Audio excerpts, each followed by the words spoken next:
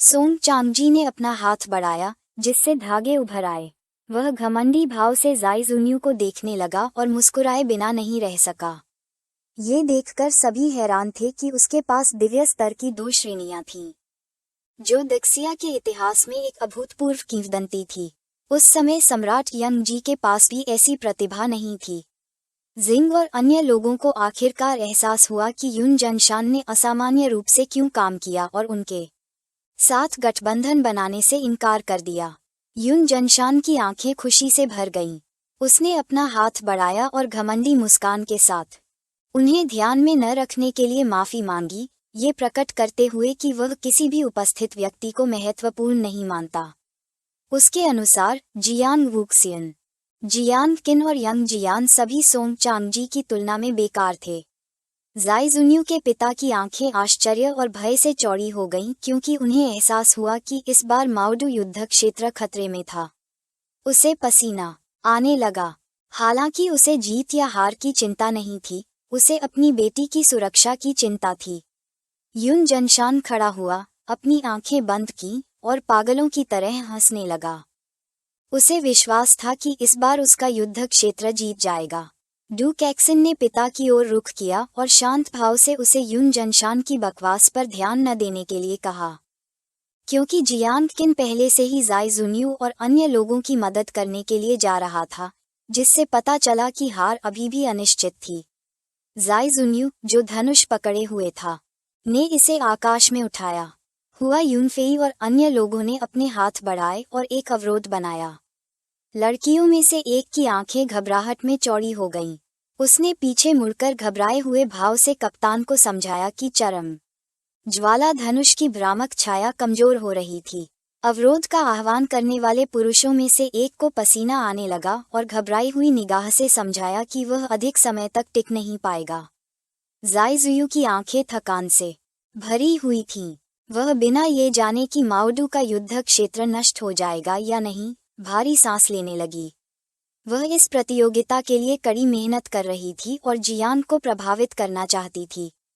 तभी हुआ यूनफेई ने अपने हाथ आगे बढ़ाए और शूरवीर की आत्मा को बुलाने की तकनीक का इस्तेमाल किया। उसके शरीर से नीली ऊर्जा निकली और एक शक्तिशाली शूरवीर में बदल गई। जाई जुयू का ध्यान उस पर केंद्रित था। चिंतित और हैरान भाव से उसने पूछा कि वह क्या कर रहा है। हुआ यूनफेई की आंखें दृढ़ संकल्प से चमकने लगीं। उसने कसम खाई कि टीम का विनाश नहीं होने वाला है। उसने कप्तान की मृत्यु तक रक्षा करने का वादा किया। उसने अपने शूरवीर को हमला करने का आदेश दिया। ये तेजी से आगे बढ़ा और आकाश में मौजूद धागों पर जोरदार प्रहार किया। हमला काम कर रहा था, क्योंकि धीरे धीरे धागों का तनाव कम होने लगा था। सोंग चांगजी का ध्यान, जो अपनी पीठ के पीछे हाथ रखे हवा में तैर रहा था, उस पर केंद्रित था। उसने सवाल किया कि क्या हुआ। यूनफेई ने सोचा था कि अपनी आत्मा और दिव्य बलिदान से वह उसके धागे तोड़ पाएगा। उसने स्वीकार किया कि यद्यपि उसके पास प्रतिभा थी, दुर्भाग्य से यह उसे प्रभावित करने के लिए अभी भी पर्याप्त नहीं थी। उसकी आंखें भ्रम में चौड़ी हो गईं और उसकी निगाह हुआ यूनफेई पर टिकी हुई थी। हुआ यूनफेई की आंखें चमकने लगीं। उसने अपना मुंह खोला और चिल्लाना शुरू कर दिया।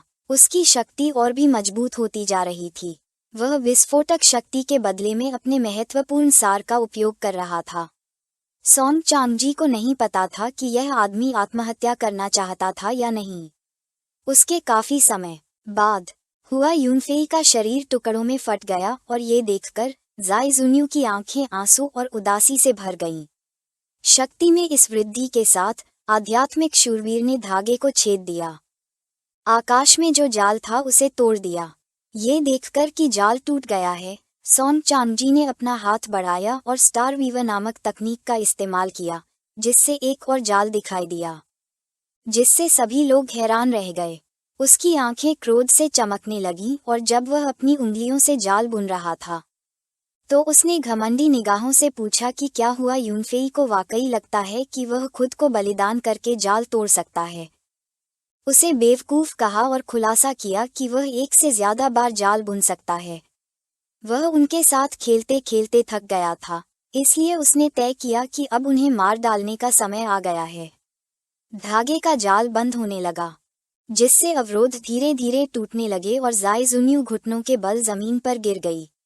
धागे के जाल ने अवरोधों को टुकड़ों में तोड़ दिया और इस प्रक्रिया में जाई जुन्यू की टीम के सदस्यों का नरसंहार करना शुरू कर दिया, जिससे उन्हें भयानक दर्द हुआ।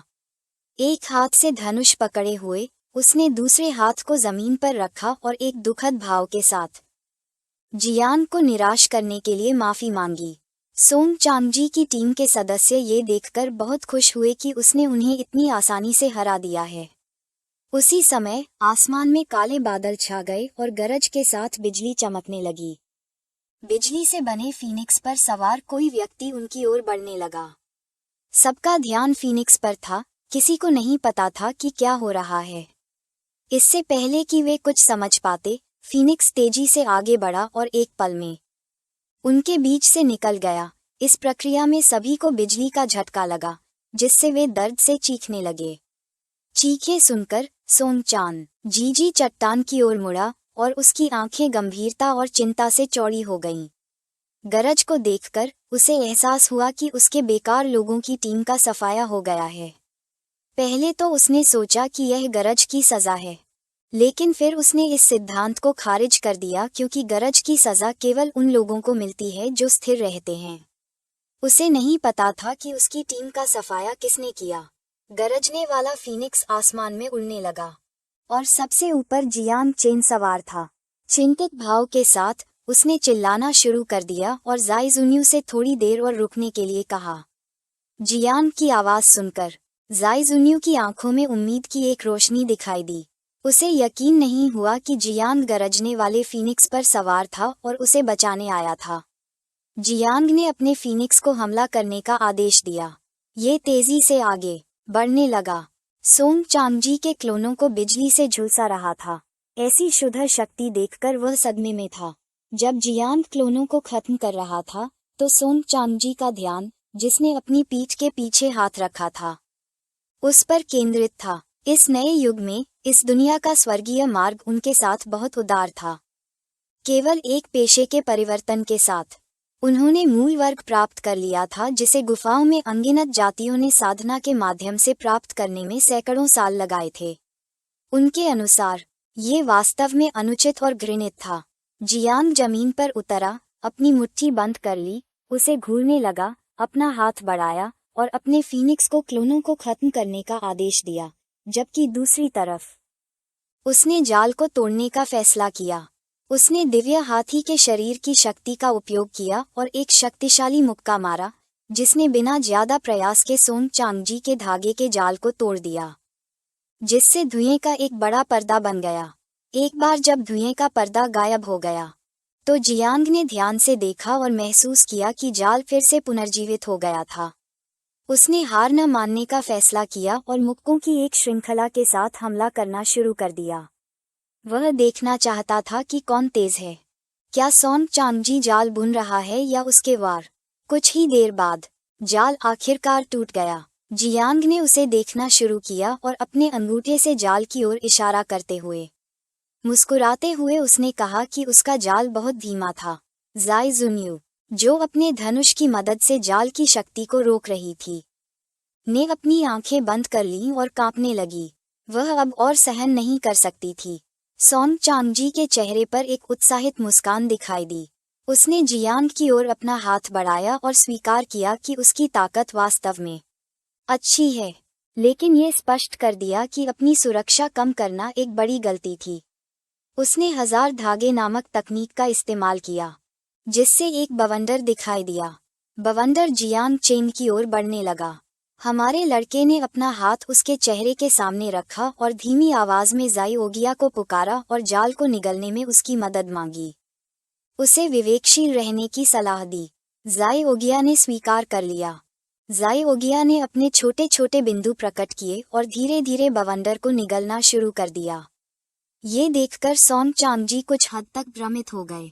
उन्हें विश्वास नहीं हो रहा था कि प्रकाश के छोटे छोटे बिंदु उनके धागे के बवंडर को नष्ट कर सकते हैं। जियांग जाई जुयू के पास गया और उसके कंधे पर अपना हाथ रखा।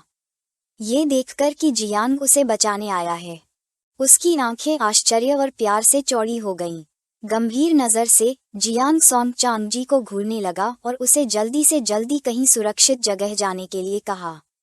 थंडर फीनिक्स आकाश में उड़ने लगा, क्लोनों का नरसंहार करने लगा और उन्हें बिजली से मारने लगा। धीरे धीरे उसके फीनिक्स की ऊर्जा समाप्त हो रही थी, इसलिए उसने उसे जल्दी से जल्दी जाने के लिए कहा। तभी निंग झान और उसके आदमी उस इलाके में पहुंचे। वह ये देखकर कुछ हैरान था कि सभी यहाँ थे, जिससे पता चला कि आज उनमें से कोई भी बच नहीं पाएगा।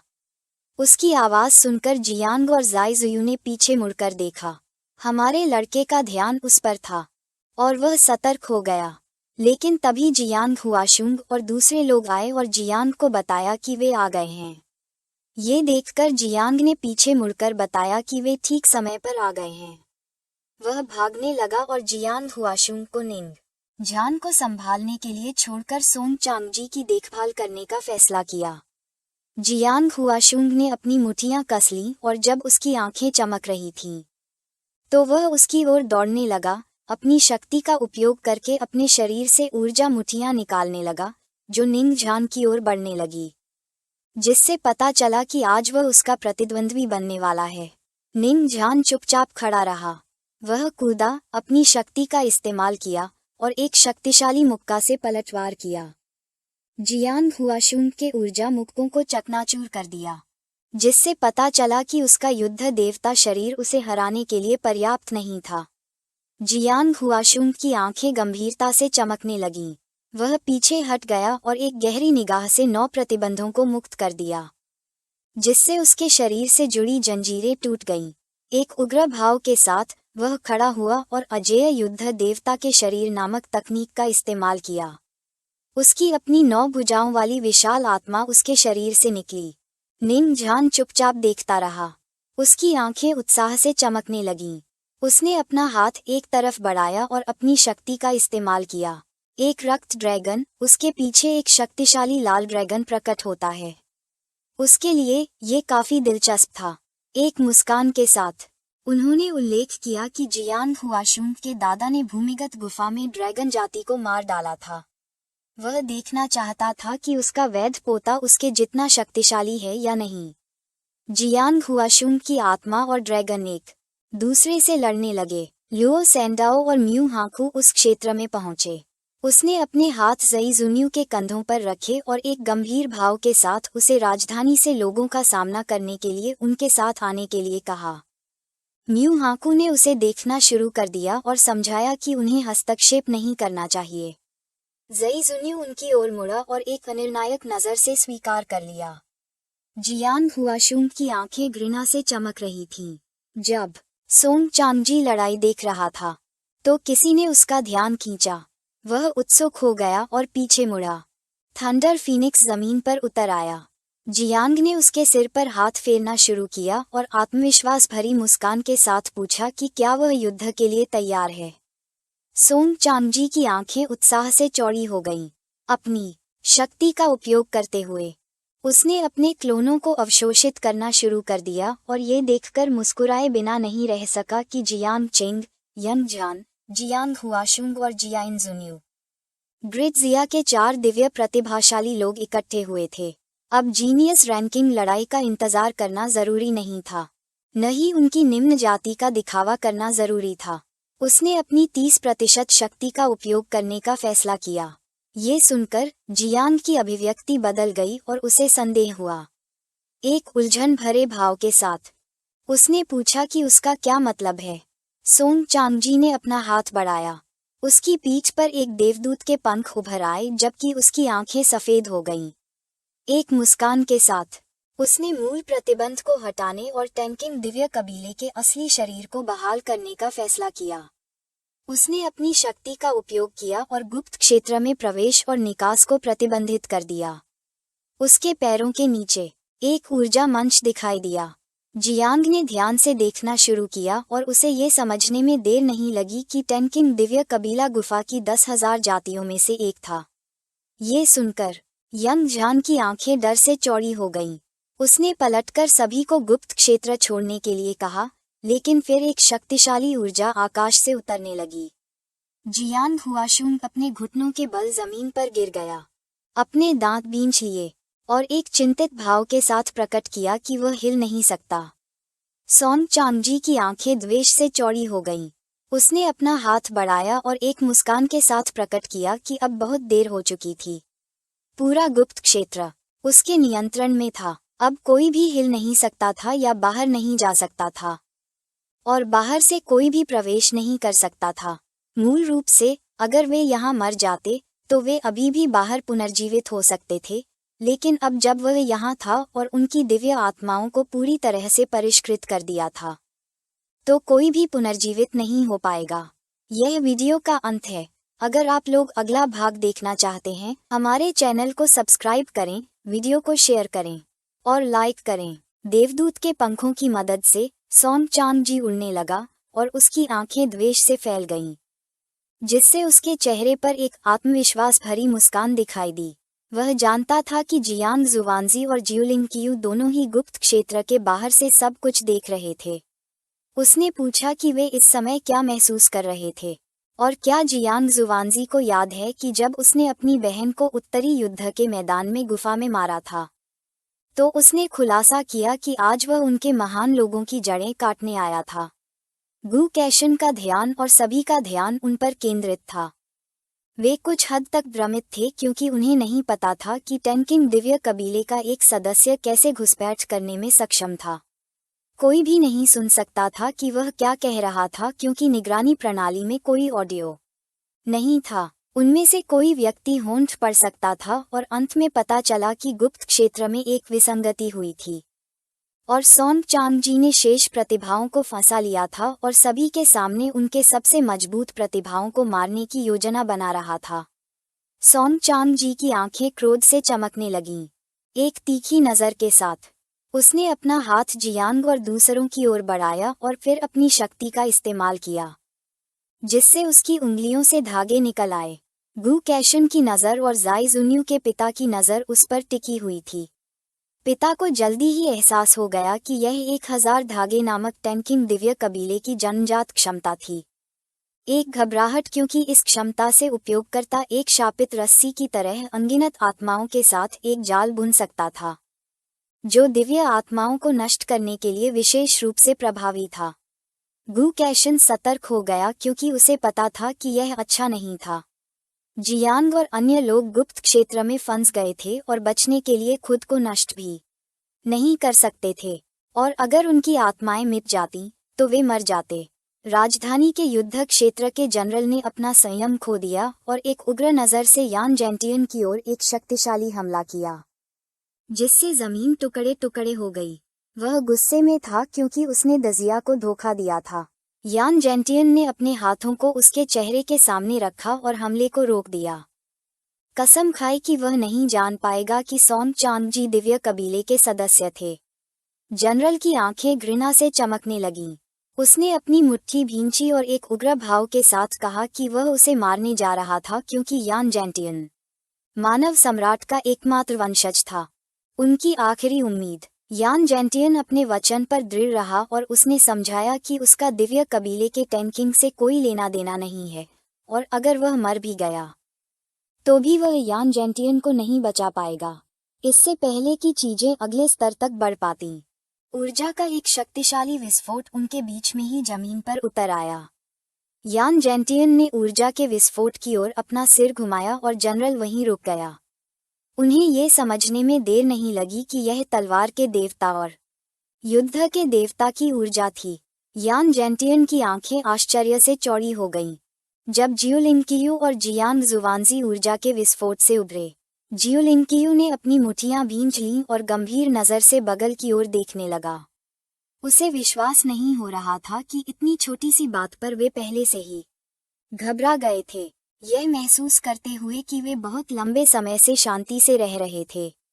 जियांग जुवानजी, जिसने अपनी बाहें अपनी पीठ के पीछे कर रखी थीं, जनरल को घूरने लगा और शांत भाव से पूछा कि क्या वे सभी दुश्मन के सामने आत्मसमर्पण करने जा रहे हैं यदि एक दिन भूमिगत गुफा के प्रवेश द्वार पर हमला किया गया और उसे नष्ट कर दिया गया। जनरल ने लार निगल ली। जियांग जुवानजी को देखने लगा और एक भी शब्द नहीं बोला। जियांग जुवानजी ने दिव्य तलवार के राजा के पास जाकर उस पर अपनी नजरें गड़ा दी। उसने पूछा कि जियांग चेन के 9 मियाज़मा पंखों ने कितने बच्चे पैदा किए हैं। यदि उसके पास 100,000 से अधिक संतानें होती तो वह उनका उपयोग करके विस्फोट कर सकता था, जो इस स्थिति को बदल सकता था।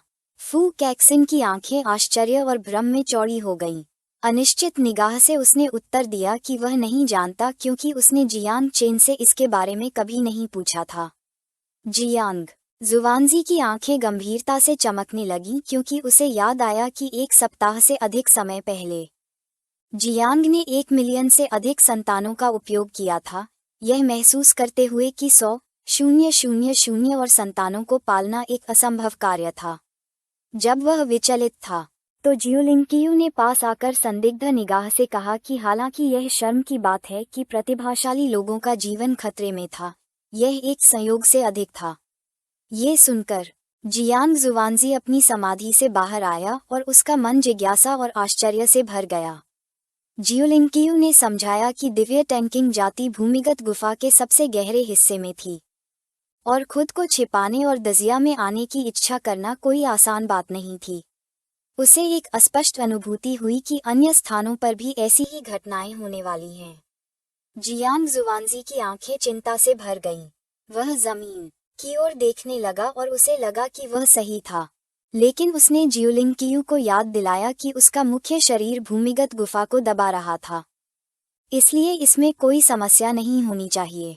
वह एक वैज्ञानिक सुविधा की कल्पना करने लगा और उल्लेख किया कि यदि और भी संबंधित घटनाएं होने वाली थीं, अगर ऐसा होता है तो ये दजिया के मुख्यालय में होना चाहिए। मुख्यालय के अलावा किनलिंग के भीतर गहरे स्थित व्हाइट बोन मंदिर जैसे 9 निषिद्ध क्षेत्र भी थे। जियोलिंकियू को कुछ महसूस हुआ। उसने पीछे मुड़कर देखा और भय से भरी निगाह से पता चला कि संबंधित घटनाएं शुरू होने वाली थीं। तभी चट्टान के शीर्ष पर एक लाल मंदिर दिखाई दिया, जो एक बुरी ऊर्जा का उत्सर्जन करने लगा, और सामने एक आदमी दिखाई दिया। सभी का ध्यान मंदिर पर टिका हुआ था। वे सदमे में थे, यह नहीं जानते थे कि यह एक भ्रम था या नहीं। उन्होंने देखा कि उस आदमी में न तो आत्मा का आभास था, न ही मानवीय आभास, न ही जीवितों का आभास। वह एक बूढ़ा आदमी था। उसकी आंखें द्वेष से चमकने लगीं और उसके चेहरे पर मुस्कान आ गई जब उसने समझाया कि आत्मा का आभास वास्तव में कोई आभास नहीं है, और जब सभी आभास अलग हो जाते हैं तो उन्हें बुद्ध कहा जाता है। उसने अपने 2 पुराने दोस्तों को पहचाना और खुद को हीरे के सूत्र वाले भिक्षु के रूप में पेश किया।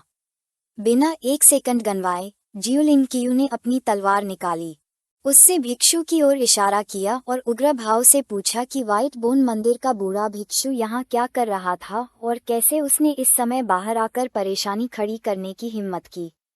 जियांग जुवानजी ने मुड़कर देखा और उसका ध्यान भिक्षु पर केंद्रित हो गया। वह शांत भाव से उसे देखने लगा। भिक्षु के चेहरे पर एक दुष्ट मुस्कान फैल गई, क्योंकि उसने बताया कि यहाँ सभी युवा लोग उसका सूत्र सुनने जा रहे हैं और जल्द ही ज्ञान प्राप्त करेंगे। जियोलिंकियू सतर्क हो गया और भिक्षु के मन में क्या था ये जाने बिना ही पीछे मुड़ गया।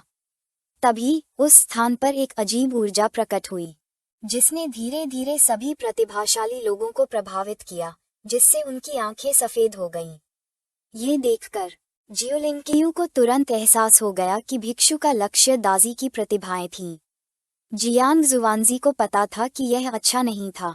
जब उसकी आंखें चमक रही थीं, तो उसने चिल्लाना शुरू कर दिया और प्रतिभाशाली लोगों से जागने और जाल में न फंसने के लिए कहा। उसकी आवाज सुनकर ज्यादातर युवा जाग गए। उनकी आंखें आश्चर्य और भय से चौड़ी हो गईं, जिससे उन्हें पसीना आ गया। कुछ प्रतिभाशाली लोग नहीं जागे, जबकि दूसरी तरफ एक भूरे बालों वाली लड़की ने अपनी आंखें खोलीं और आतंक से भरी निगाहों से जोर से सांस लेना शुरू कर दिया। उसके बगल में बैठे लड़के की आंखें आश्चर्य से चौड़ी हो गईं। उसने अपना हाथ अपनी छाती पर रखा और बिना ये जाने कि क्या हो रहा है, घबरा गया। भिक्षु क्रोधित हो गया और उसने उल्लेख किया कि दूसरों को ताओ को समझने से रोकना दिव्य आदेश द्वारा बर्दाश्त नहीं किया जाता है। उन्हें दैवीय प्रतिशोध से सावधान रहने की सलाह दी। ये सुनकर जियोलिनकियू और जियांग जुवानजी का ध्यान उस पर केंद्रित हो गया।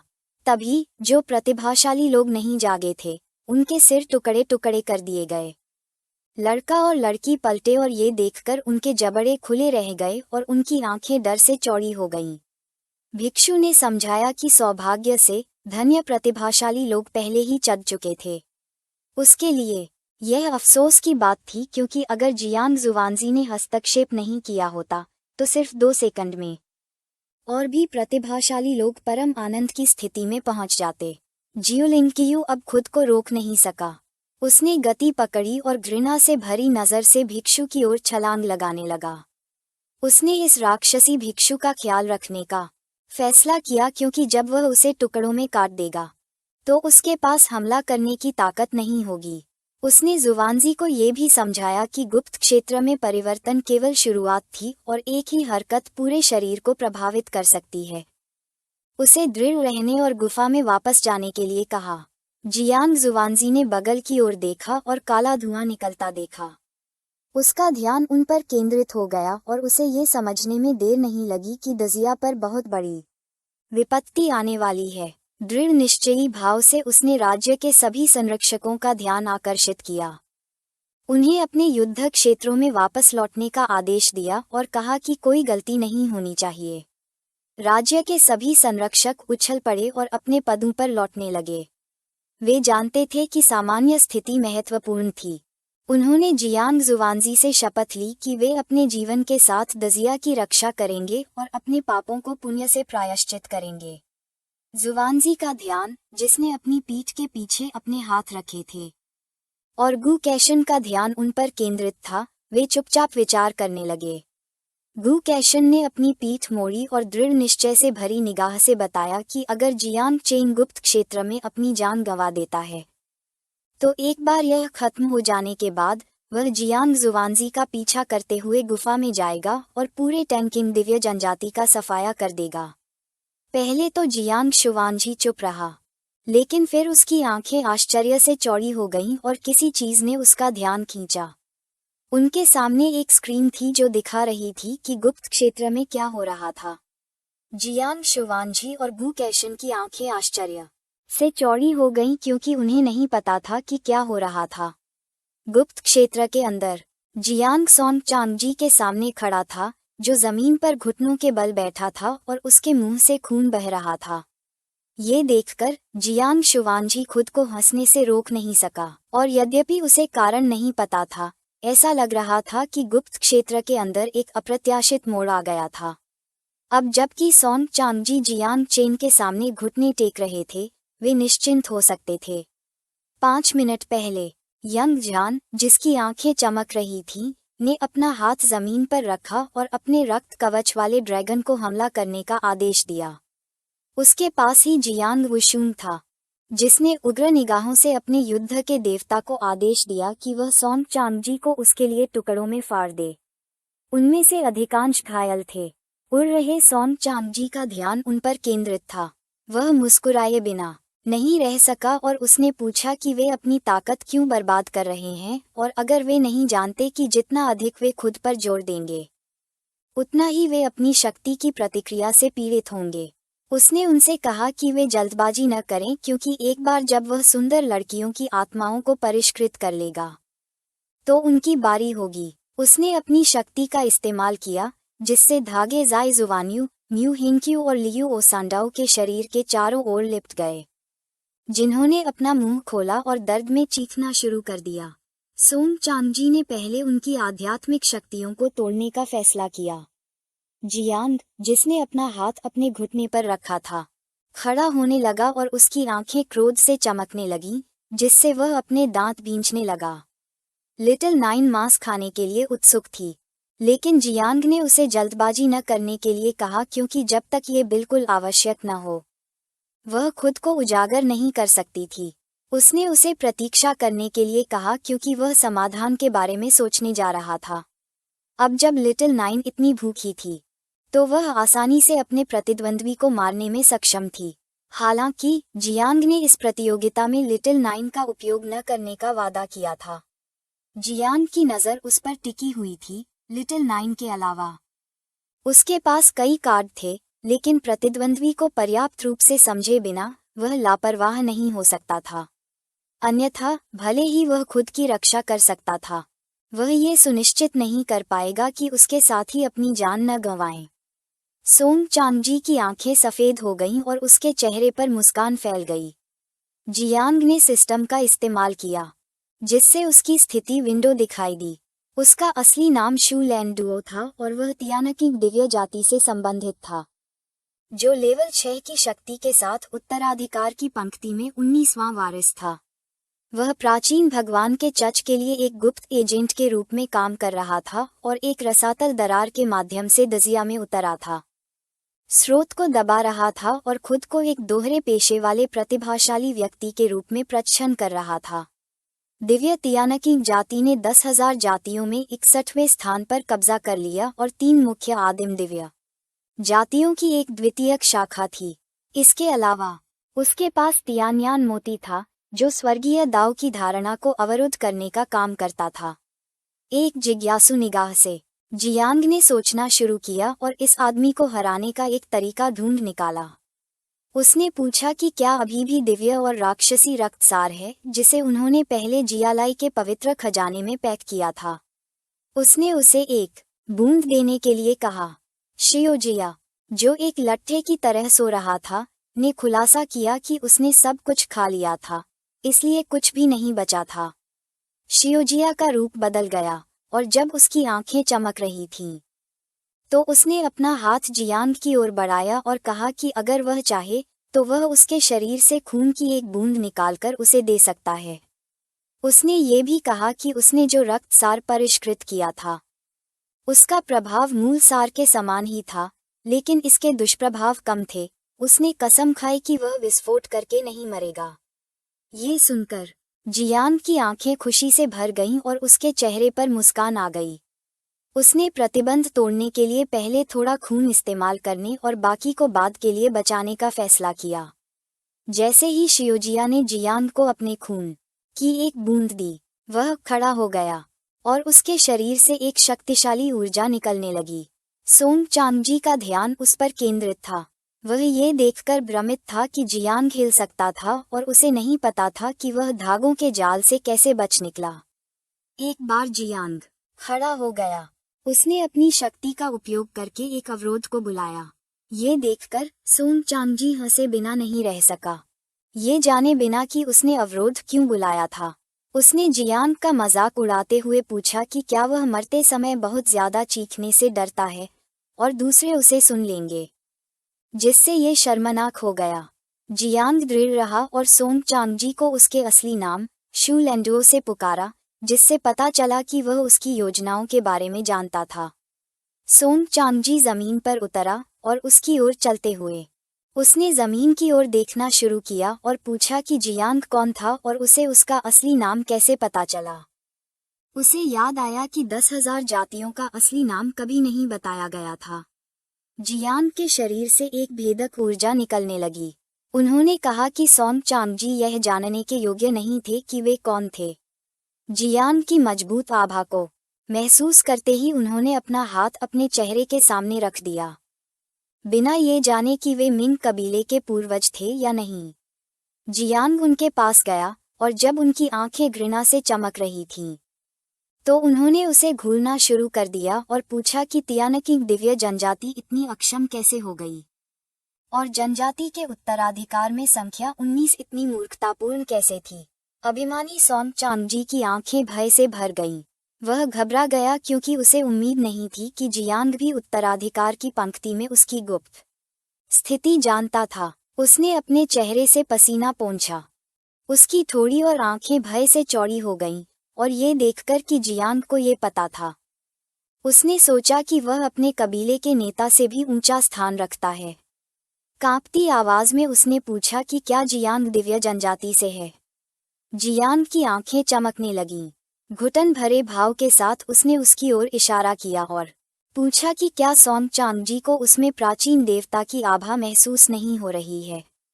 ये सुनकर उसने लार निगल ली, यह महसूस करते हुए कि उसे कुचल दिया जाएगा। हमारा लड़का गुस्से में था और उसने बताया कि प्राचीन देवता के चच ने बहुत लापरवाही से काम किया। उसे विश्वास नहीं हो रहा था कि उन्होंने सोंग चांगजी को बिना ठीक से जांच किए यहाँ भेज दिया, जिससे उसकी योजना बर्बाद हो गई। उसके लिए चच के सदस्यों और सोंग चांगजी को मरना था। सोंग चांगजी ने जमीन पर अपने घुटनों को महसूस किया, जियांग के सामने अपना सिर झुकाया और उससे अपनी जान बख्शने की भीख मांगी, ये समझाते हुए कि वे जानते थे कि उन्होंने गलती की है। उसके लिए यह न जानना कि भगवान यहाँ थे एक गलतफहमी थी, और यह कि तियाना की दिव्य जनजाति मूल रूप से आदिम दिव्य जनजाति से संबंधित थी, जिसका अर्थ था कि वे एक ही जड़ें और मूल साझा करते थे। उसने जियांग से अपनी जान बख्शने की विनती की। हमारा लड़का चुपचाप उसे देखने लगा। यह वीडियो का अंत है। अगर आप लोग अगला भाग देखना चाहते हैं, हमारे चैनल को सब्सक्राइब करें, वीडियो को शेयर करें और लाइक करें।